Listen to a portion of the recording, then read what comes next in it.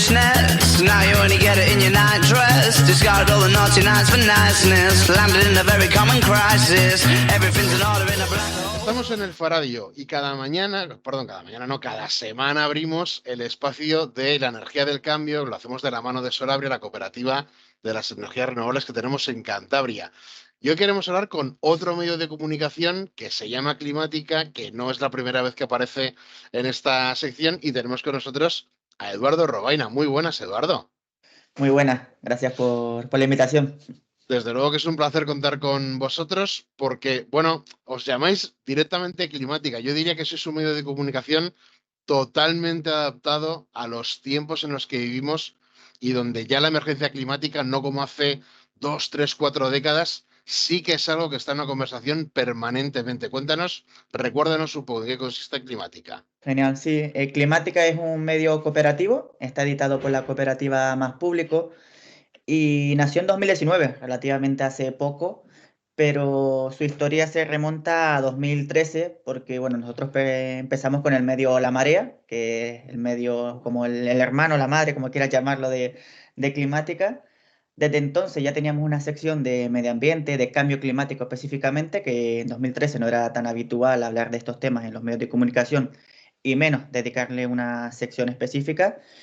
Y en 2018 ya nos dimos cuenta de que se nos quedaba corto una sección simplemente, que había que dar un paso más, que había que crear un medio específico especializado en clima. Y en junio de 2019, si no me equivoco, se lanzó ya oficialmente Climática. Llevamos, pues eso, 5 años informando diariamente tanto de clima como de biodiversidad, que creemos que son las dos crisis medioambientales más acuciantes a las que nos enfrentamos como sociedad, como humanidad. Y en esa estamos informando todos los días, siempre en base a la ciencia, que es nuestro principio, y también a la justicia social, que es importante no perderla del foco. Bueno, no está mal hablar de emergencia climática y de biodiversidad y al poco de crear un medio de comunicación que llegue una pandemia que desde luego también tendría mucho tema del que hablar. El caso es que como medio de comunicación, como cooperativa además, habéis tenido una campaña de crowdfunding que ha terminado recientemente, que bueno, ha costado mucho. O sea, yo veía la página del crowdfunding y parecía como que todo el mundo que tenga un remo, que reme, que es el momento de llegar al objetivo para que Climática pueda seguir adelante. Para vosotros, el conseguir el objetivo de este crowdfunding, ¿qué supone para vosotros como medio de comunicación? Sí, no, la verdad es que fue, como tú dices, todo el día con el F5, ¿no? Refrescando a ver si se conseguía ese objetivo y finalmente la verdad es que hubo un empujón final, sobre todo. Al principio parecía que no se iba a conseguir porque, bueno, la cifra era alta, era ambiciosa. 120.000 euros era el objetivo ese mínimo.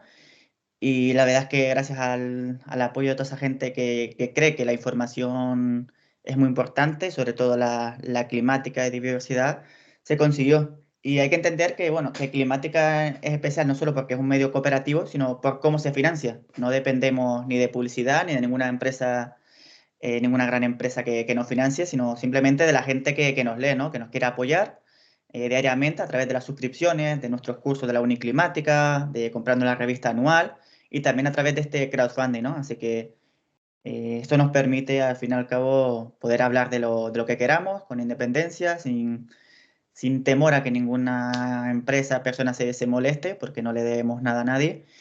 Y este último hito fue ese crowdfunding que, como dice, se consiguió el objetivo mínimo. El crowdfunding todavía sigue activo, porque ahora mismo está una segunda fase que es para el objetivo óptimo, por así decirlo, ¿no?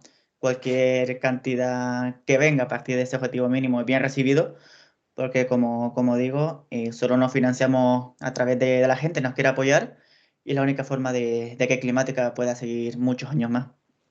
Bueno, cuando hablamos de un proyecto cooperativo que trata de contar información sobre clima o sobre biodiversidad, evidentemente es un medio que está totalmente volcado a lo que la ciencia dice, ¿no? Y estamos en un momento donde esto yo creo que es una manera que poner más en valor de lo normal, porque precisamente estamos viendo tanta desinformación y directamente tantas mentiras sobre lo que sucede a nuestro alrededor que por eso precisamente es necesario que este tipo de medios de comunicación tengan que prosperar. No es una cuestión de enfoque ideológico o si te preocupa 8 sobre 10 la emergencia climática o si te preocupa 10 sobre 10, sino ver qué refleja la ciencia sobre lo que está sucediendo a nuestro alrededor.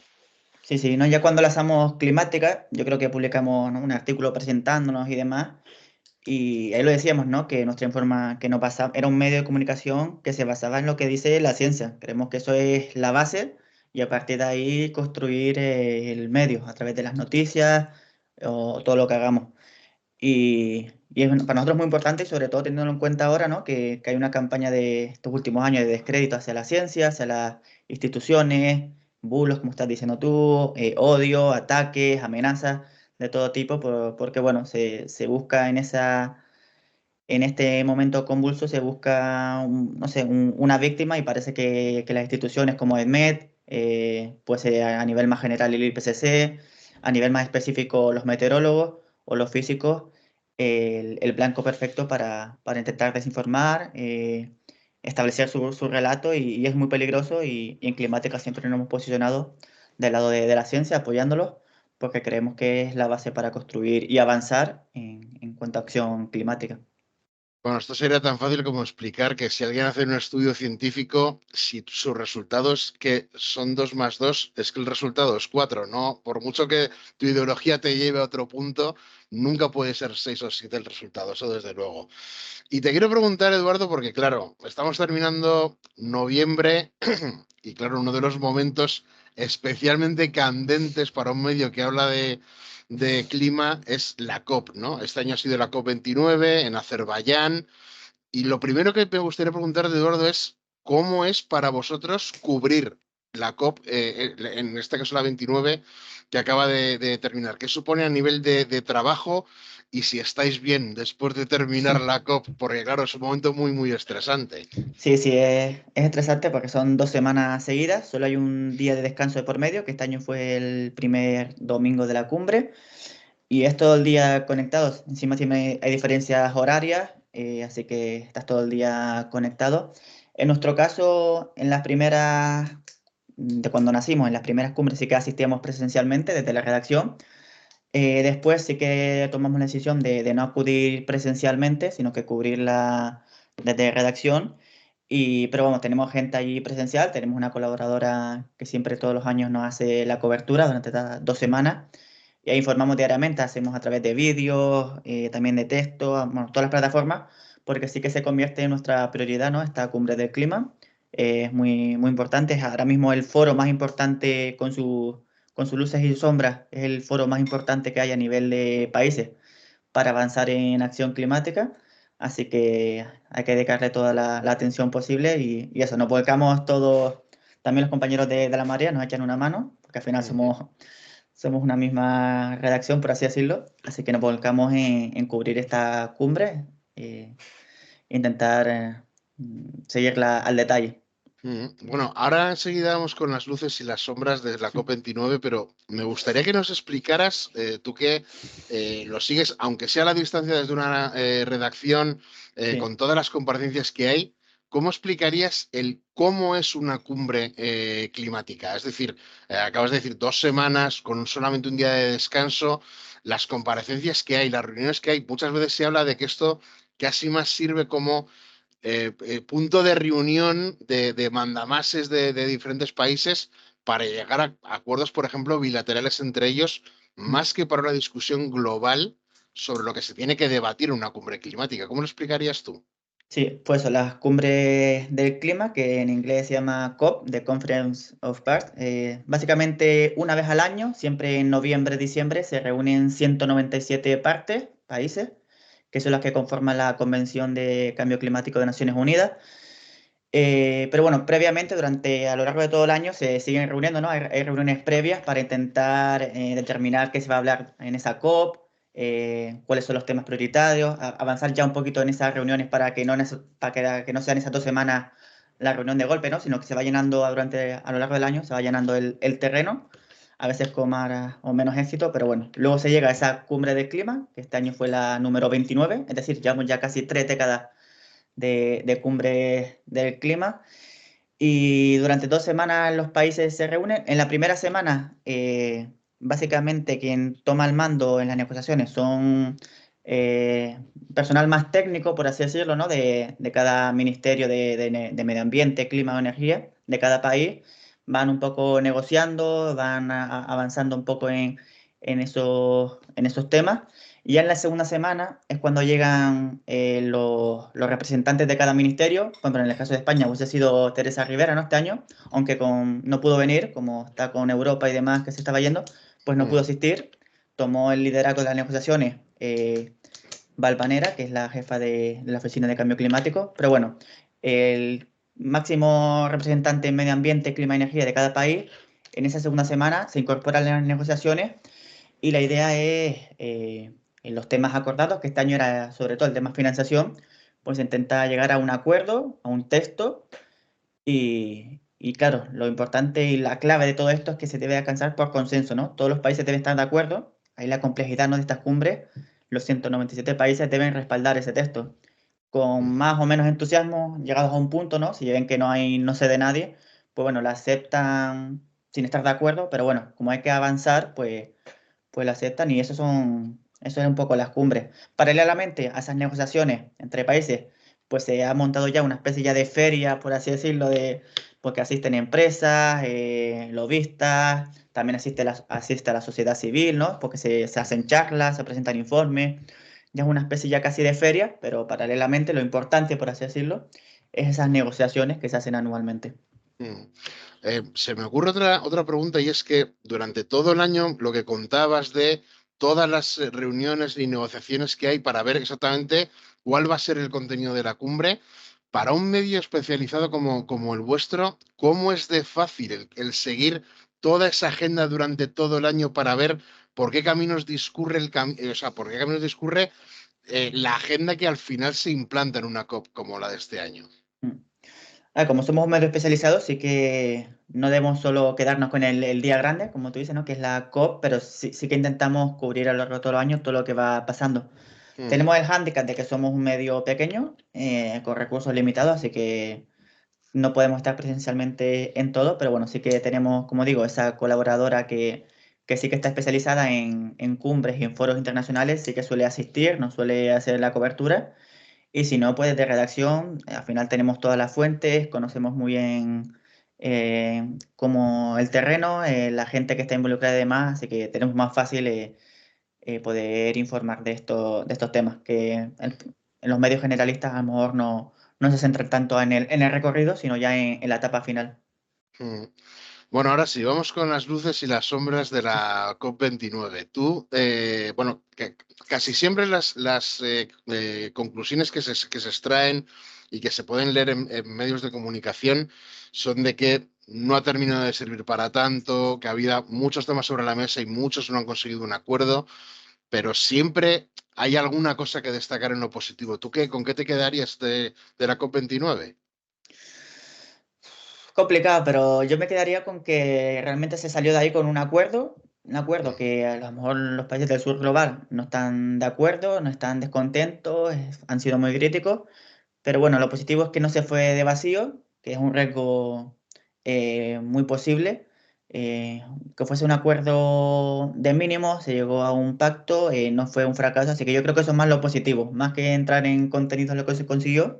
Lo importante es que se siga avanzando, que los países, incluso hay que tener en cuenta el contexto internacional, ¿no? Con la victoria de Trump recientemente, aunque aún no ha participado en esta cumbre, pero sí que está ya tomando decisiones.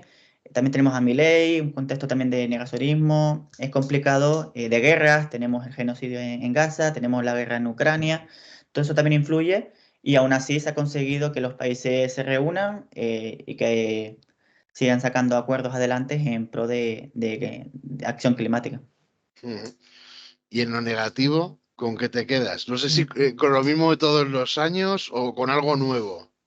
Lo negativo es que, sobre todo si escuchamos a los países más vulnerables, a los que tienen menos recursos, porque una vez más se ha impuesto el relato del norte global, ¿no? De esos países más ricos y demás, y este año que el tema clave era el tema de la financiación, ¿no? Es decir, la clave de este año era que los países ricos acordar una cifra para destinar ese dinero, que este año fueron, bueno, ahora lo contamos, una cifra para los países más vulnerables y con menos recursos, Ujú. pues para poder financiar, pues eso, tanto la mitigación como la adaptación al cambio climático. Ese fue el tema clave de este año. Y claro, los países del sur global venían con una idea de una cifra elevada y finalmente pues no se consiguió esa cifra a la que se aspiraba, y los países han sido muy críticos con todos esos países del norte global y también sobre todo los países más petroestados que han impuesto su decisión. Y bueno, al final eso es un poco la clave, era el gran tema de esta cumbre, y parece que ha sido un poco agridulce. Se ha llegado a un acuerdo, pero no tanto como al que se aspiraba. Ujú. Y para terminar, Eduardo, me gustaría preguntarte por el hecho de la elección de las sedes, porque Mm. las últimas han sido en Egipto, Arabia Saudí, este año en Azerbaiyán, y bueno, pues es una zona muy focalizada, y entonces se pone muchas veces el punto negativo de que, por ejemplo, tú decías antes, aquí también puede acudir la sociedad civil. Claro, Sí, en lugares donde los derechos humanos no están tan garantizados, es un poco más difícil, ¿no? Que sí, la sí. sociedad civil pueda llegar allí y hacer oír su voz para decir, bueno, que sepan ustedes que aquí se reúnen todos para llegar a conclusiones que tienen que ser positivas para todos los que vivimos en el planeta, los que viven en esa zona o los que viven en otra muy diferente. ¿A ti qué te parece que las sedes hayan ido rodando por esta parte del mundo?